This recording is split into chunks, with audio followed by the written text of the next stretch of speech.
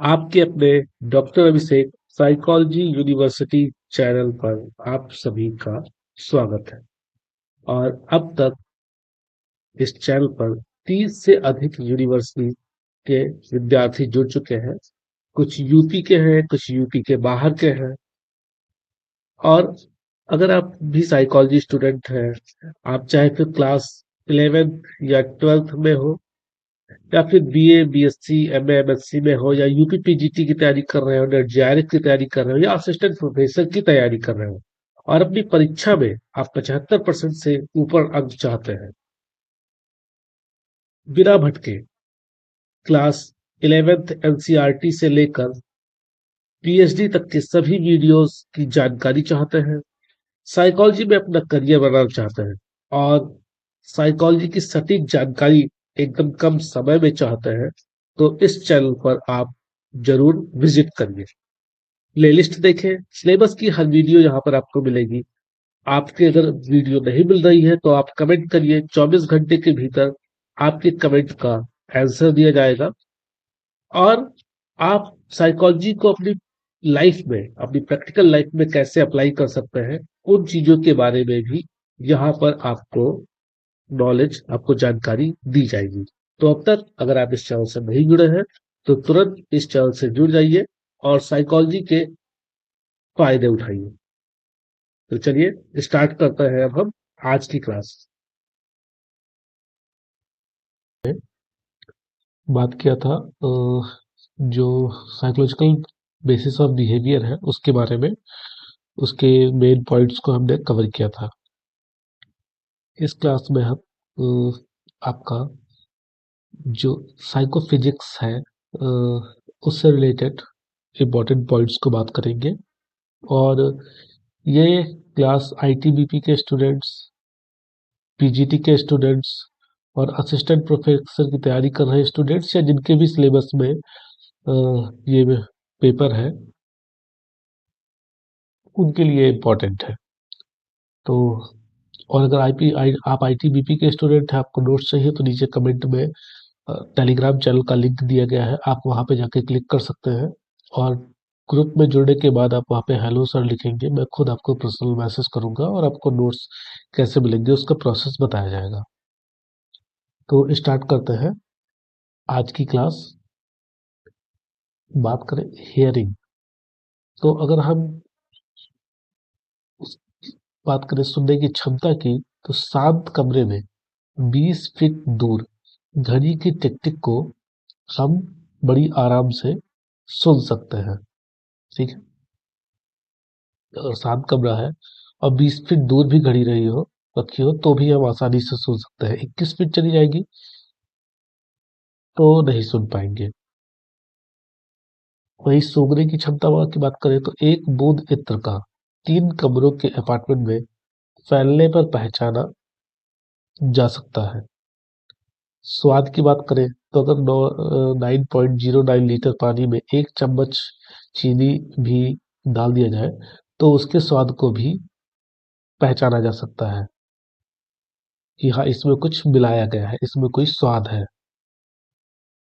इसके बाद आगे देखें, टच की बात करें, तो स्पर्श की क्षमता 1 सेंटीमीटर आपके गाल से अगर ऊपर कोई मधुमक्खी गिर रही है, तो उस 1 सेंटीमीटर ऊपर होने पे ही उसके पंख का अनुभव किया जा सकता है।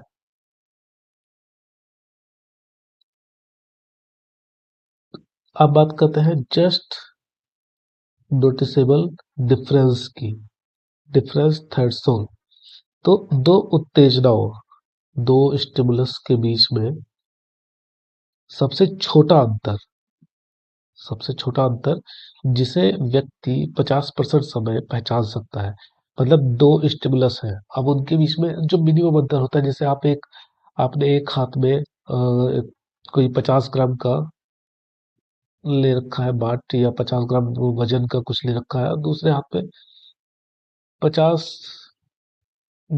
ग्राम या 51 ग्राम का ले रखा है, तो शायद आपको डिफरेंस महसूस ना हो। लेकिन जैसे ही वो 60 ग्राम होगा या 70 ग्राम होगा, तो डिफरेंस महसूस होने लगेगा। तो वही चीज, सबसे कम अंतर वो कौन सा दिखेगा जिसे व्यक्ति पहचान सकता है, और आधे टाइम पहचान सकता है, आधे टाइम नहीं पहचान पाएगा। तो ऐसे अंतर को हम कहते हैं जस्ट नोटिसेबल डिफरेंस।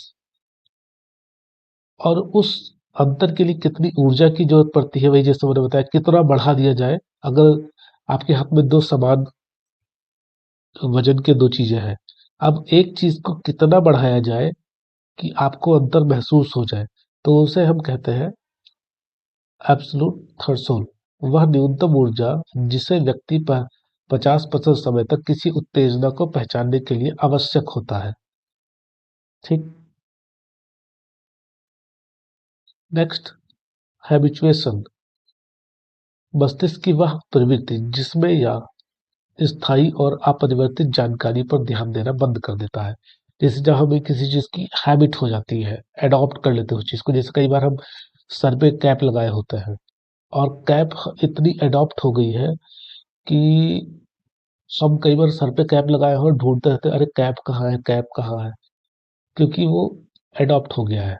अब वो एहसास ही नहीं हो गया है, कि वो लगता है कि शरीर का पार्ट ही है, और पता ही नहीं चल पाया। तो उस चीज की बात की जा रही है।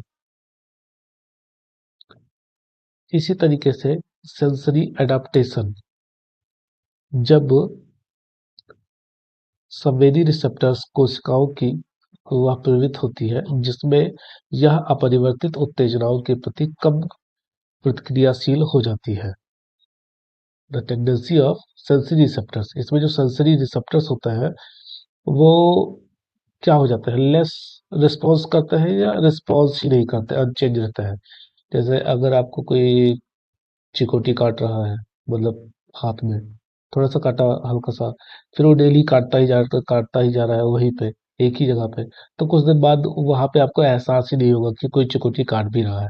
तो क्या हुआ, वो जो दर्द का रिसेप्टर था वो अडॉप्टेस उसका अडॉप्टेशन हो गया, अडॉप्ट कर लिया दर्द को। विजुअल स्पेक्ट्रम, वह तरंग दैर्ध्य जिन्हें लोग देख सकते हैं, पूर्ण विद्युतीय चुंबकीय स्पेक्ट्रम का केवल एक छोटा सा हिस्सा। ठीक है, उसे हम क्या कहते हैं, विजुअल स्पेक्ट्रम कहते हैं। पिच क्या होता है, तो जब आपने कई बार मूवी अगर देखी होगी, कोई सिंगर टाइप की मूवी, या सिंगिंग शो देखे होंगे, तो उसमें बोला गया है, अरे आपका पिच थोड़ा सा ऊपर नीचे हो रहा है, पिच ऐसे हो रहा है, वैसे हो रहा है। तो वो चीज यहाँ पे बताई जा रही है। ठीक है। ध्वनि का वह मनोवैज्ञानिक अनुभव जो ध्वनि तरंगों की आवृत्ति से संबंधित होता है, उच्च आवृत्तियों को उच्च पिच के रूप में महसूस किया जा सकता है। उसके बाद प्लेस थ्योरी। प्लेस थ्योरी क्या है, स्थान सिद्धांत। यह सिद्धांत बताता है कि अलग अलग पिच का अनुभव कॉर्टी अंग पर विभिन्न स्थानों में स्थित बाल कोशिकाओं की उत्तेजना के कारण होता है। अब इसको जब आप कान की संरचना पढ़ेंगे तब उसमें पता चलेगा कि जो होता है, जब कान में अंदर की टाइप में वेस्टिबुलर कैनाल होता है, जिसमें ऑर्गन ऑफ कोर्टी पाया जाता है। ऑर्गन ऑफ कोर्टी, वो वहाँ पे कुछ हेयर सेल्स होते हैं जो कि सुनने में मदद करते हैं। तो उन्हीं बालों की बात की जा रही है, उन्हीं हेयर सेल्स की बात की जा रही है। नेक्स्ट है आपका फ्रीक्वेंसी थ्योरी, आवृत्ति सिद्धांत। यह सिद्धांत बताता है कि पिच वेस्टिबुलर झिल्ली में कंपन की गति से संबंधित होती है, वही जो मैंने आपको बताया। एक मिनट में आपको दिखा भी देता हूँ, एक मिनट। यहाँ पर देखिए, ये एक इमेज ये आपको दिखाया जा रहा है, एक कान का इमेज है। तो ये वेस्टिबुलर कोक्लियर नर्व होते हैं, इसमें भी एक कोक्लिया है, और इसी के अंदर आपका ऑर्गन ऑफ कोर्टी पाया जाता है। ये देखिए यहाँ पर, ये वेस्टिबुलर कैनाल और टिम्पैनिक नर्व इसमें, और ये ऑर्गन ऑफ कोर्टी ये दिखाया जा रहा है, ये यहाँ पर। ये कुछ हेयर सेल्स होते हैं, मतलब हेयर सेल्स नहीं, सॉरी, हेयर टाइप कुछ संरचना होती है। तो जितना ये, जब ये हिलते हैं तब हमें चीजें सुनाई देती है। ठीक है। तो वही यहाँ पर बताया गया है कि यह सिद्धांत बताता है कि पिच वेस्टिबुलर झिल्ली में कंपन की गति से संबंधित है कि कितनी गति हो रही है। वॉली सिद्धांत यह बताता है कि 100 हर्ट्ज से अधिक आवृत्तियों के कारण बाल कोशिकाएं वाली पैटर्न में सक्रिय होती है। बाल कोशिकीय वाली पैटर्न में सक्रिय होती है। ठीक है। Next, gustation, the sensation of test.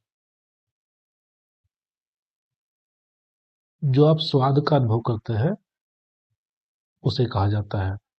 फिर बात आती है अल्फैक्टरी बल्ब की। ये अल्फैक्टरी बल्ब आपके मस्तिष्क का वह क्षेत्र होता है जहाँ साइनस गुहा के ऊपर और अग्रखंड के नीचे स्थित होता है। और ये घ्राण रिसेप्टर्स जो सुनने से संबंधित जानकारी होती है उसको वो रिसीव करता है। नेक्स्ट आपका सोमैटिक सेल्स। सोमैटिक सेल्स क्या है? सोमैटिक सेल्स त्वचा की संवेदनाओं, काइनेस्थेटिक संवेदनाओं जो आपके गति से संबंधित है और वेस्टिबुलर संवेदनाओं से बनी शरीर की संवेदनाएं हैं। स्किन सेल्स त्वचा की संवेदना है, स्पर्श, दाब, तापमान, दर्द का अनुभव, ये इसके अंदर ये सारी चीजें आती है। फिर काइनेस्थेटिक जो शरीर के अंगों के स्थान हो का पृथ्वी और एक दूसरे के सापेक्ष अनुभव होना।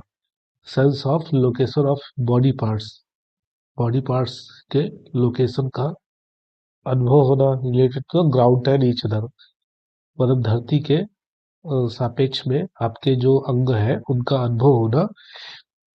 इसके बारे में आपको कौन जानकारी देता है? काइनेस्थेटिक सेल्स इसके बारे में जानकारी देती है। ठीक। फिर वेस्टिबुलर सेल्स, ये गति, संतुलन और शरीर की स्थिति की अनुभूतियों के बारे में जानकारी देती है।